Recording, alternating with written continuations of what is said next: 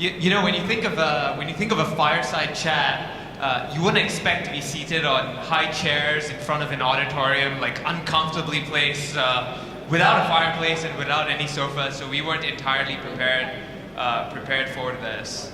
But we'll make do with whatever we have with us right now.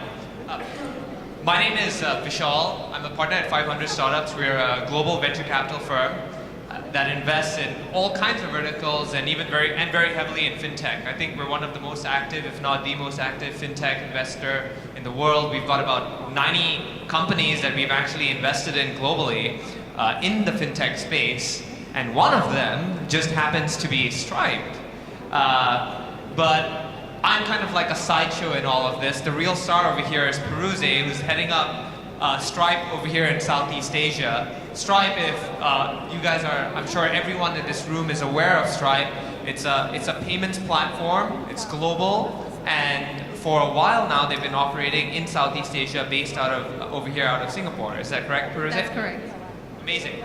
Would you like to say anything else about Stripe and the activities in Southeast Asia? Absolutely.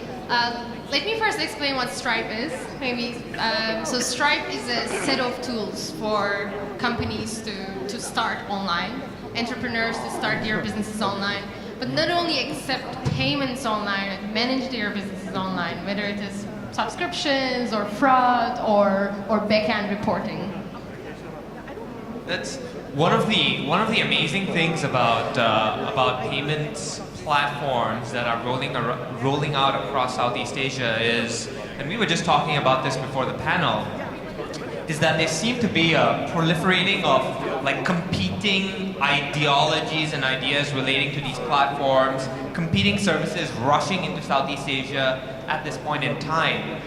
So at the same time as we have Stripe entering the market, we've got players like Alipay that are coming into the market as well. The previous panel was touching on those topics. How do you see this level of competition developing in Southeast Asia? Do you think it's a winner-take-all kind of market? Or do you think that there's enough room for multiple players to operate across maybe different countries or across maybe different verticals? I really think that this is not a winner wins all market, especially in Southeast Asia, where there are different payment methods, there are different needs, and there are very different infrastructure problems.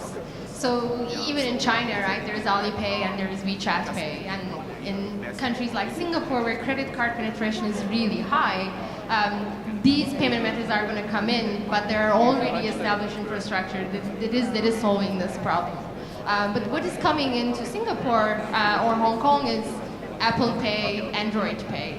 And these are just payment methods that people should accept and then be comfortable with. But the point is they also need to have an infrastructure, a layer that would accept not only one payment method, but multiple.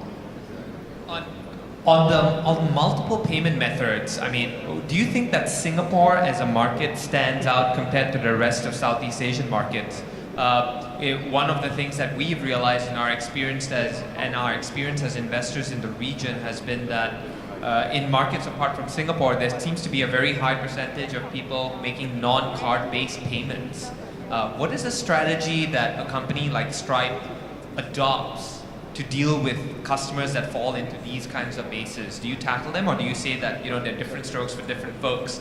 You can use different payment platforms, and Stripe as a company is going to focus on what it does best, which is card-based payments or bank account-based payments.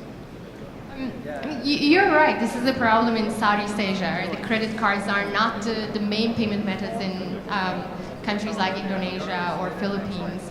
But this is not a problem only in Southeast Asia. If you look at Europe, there is SEPA, there is Ideal, there are those bank transfer-based payment methods. And we definitely recognize this. And actually, we started accepting those payment methods in Europe. And if you look at US, we are not only accepting credit cards, but also bank transfers. So this is a theme that is going on all around the world.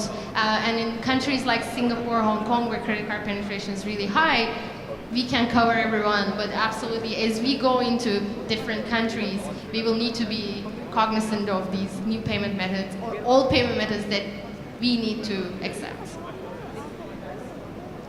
Do you feel that the approach that companies like international payment conglomerates like Stripe should take when entering markets like Southeast Asia is to adapt itself to the local payment methods and the cultural way in which transactions take place, or is it to try and educate the market into using something more universal like credit cards? And how does that sort of system work if you're taking the latter approach?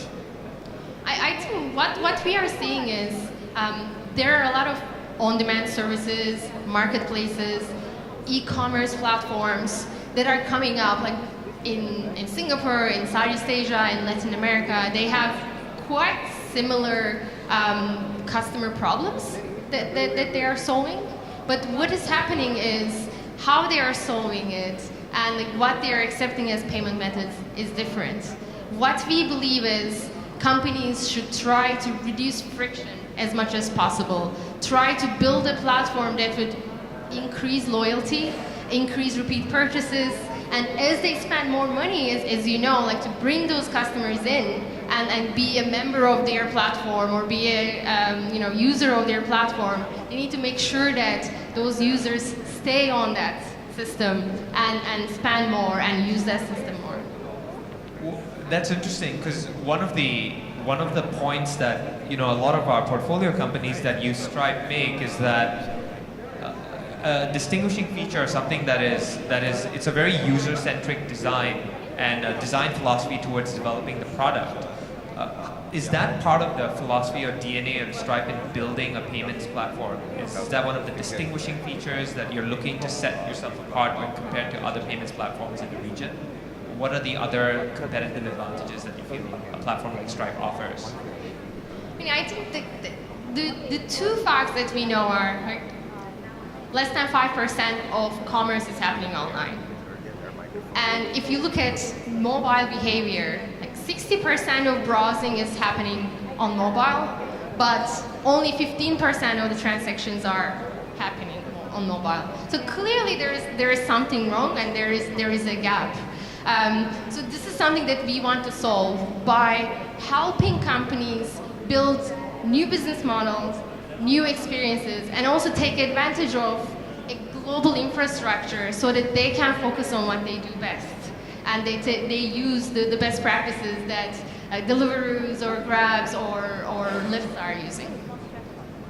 Do you feel that the main customer base of the service or these new payments platforms coming out are just startups and younger companies, or are they also older, more traditional based companies that are looking to perhaps change the way that they've been doing business so far and try and leverage on newer technologies that are coming out in the payment space? That's a good question, actually. Like if you look at what you do day to day, right? You probably use Grab, you use Deliveroo, you use like many other on-demand services. Now, would you call them a small startup now, or a big company? Like it's becoming part of your day-to-day life. Like your user behavior has already changed, and big companies, traditional companies, are seeing this change, and now they need to respond. And how they are responding is like, okay, can mobile be a channel, or can mobile allow me to keep my users on my system so that the disruptors do not come and take that revenue. And we see this in nonprofits, we see this in established companies like CapitaLand, we even see it in governments. Do you feel that, looking forward a little bit into a crystal ball on Stripe, like I know that you guys are very well ingrained over here in Singapore, what are the other markets in Southeast Asia, maybe your next top 2 markets that you're looking at really getting into and thinking about how you can add value and serve the companies in those markets more? The way we choose the markets is like really actually driven by, of course, like where the market opportunity is, but also where our users want to go to. So there are a couple of Southeast Asian countries that we are looking into that our Singaporean and global companies want to go to, and I'll definitely let you know when we start processing in those countries. I think I just remembered that that question was on the do not ask list. So I'm in a bit of hot soup for us. Sorry, Bruce. I just do not ask this question. One of the other questions that I was thinking about on my way over here to the venue. Sorry, again, this is like totally impromptu. Was that as you deal with companies, especially that are in the e-commerce spaces or that are marketplaces, and they get larger user bases, one of the trends that you see, at least for some of these companies, is that they start developing their own payments platforms. Like, for example, Grab using GrabPay, or Alibaba with Alipay, and Amazon with their wallet services. And do you think that this same trend, I mean, we know Grab is doing this in Southeast Asia, is going to continue on with other companies in Southeast Asia? How do you work with companies getting larger and trying to use their own payments platforms? I think the answer is, if a company wants to build a platform, if there are good enough and big enough use cases, if they choose to also create their payment method, it is going to work. So if you look at what PayPal did with eBay, what's going on with WeChat and WeChat Pay, Alibaba and Alipay, like all of these payment methods had a big platform, big use case, big base that they could build the payment method on. We believe that the companies like Grab definitely have a chance of doing so. Like, I think one of the interesting things is, as I said, we are not a typical payments company.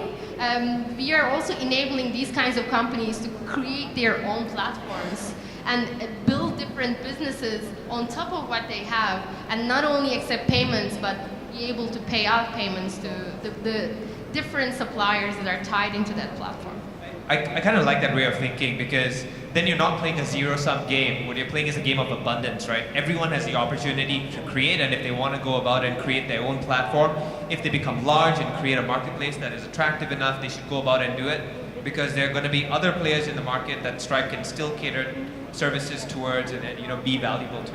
Is that is exactly right. I should become a Stripe spokesman. Why not? I'm doing a pretty good job of this, I think. I mean, I think our motto is that we want to increase the GDP of the internet, and this is going to happen by creating the infrastructure and allowing a user like Nugget or TradeGecko that is coming out of here to be able to sell to Australia or Canada or US, and vice versa.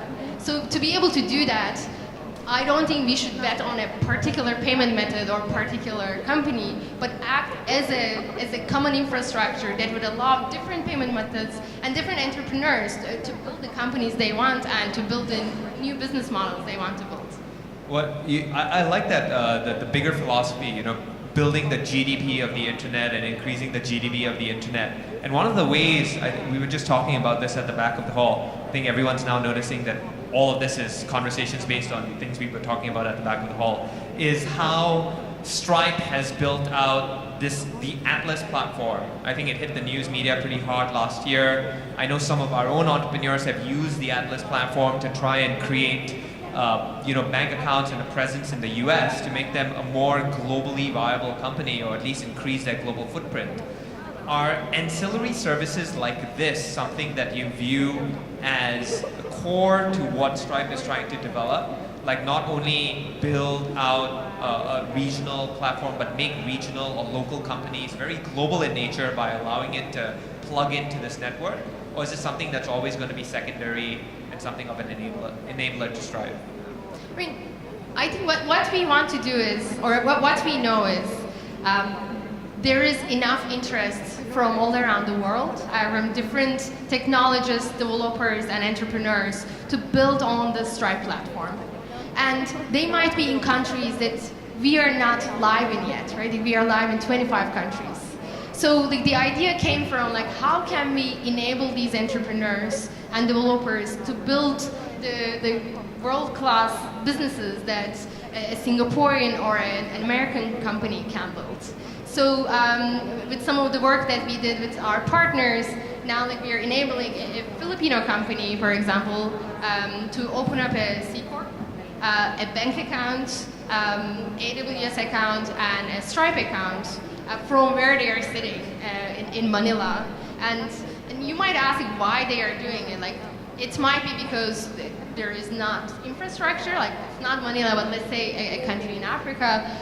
But also it would enable them to maybe get more funding or have better access to the American markets. And we see this going really successful. And what we have done is we also built a forum and set of tools and FAQs and even a magazine for developers and technologies to discuss how to create companies, how to scale companies, and share best practices.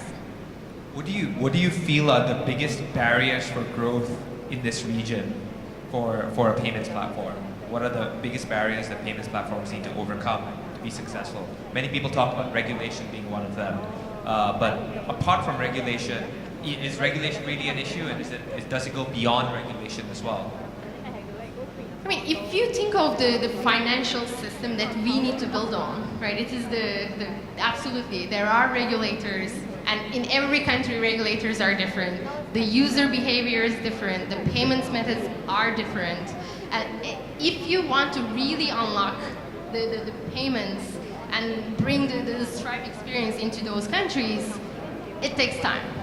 Like one of the things that we believe in is, for example, like we don't want the redirect flow. We want people to use Stripe at the back end and bring the experience that they want to bring in.